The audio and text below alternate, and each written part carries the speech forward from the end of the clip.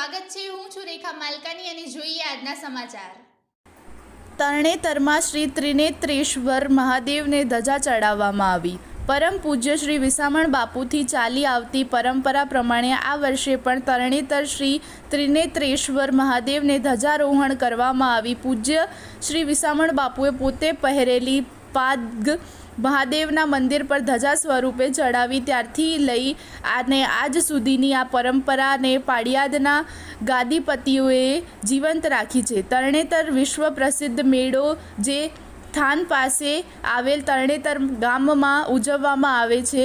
આ મેળાની શરૂઆત પાળિયાદ પૂજ્ય શ્રી વિસામણ બાપુની જગ્યાના ગાદીપતિ ધજા પૂજન કરી ધજારોહણ કરે પછી આ મેળો ખુલ્લો મૂકવામાં આવે છે। આ વર્ષે જૂની પરંપરાને આજે પણ સાંસ્કૃતિક રીતે ઉજવવામાં આવે છે।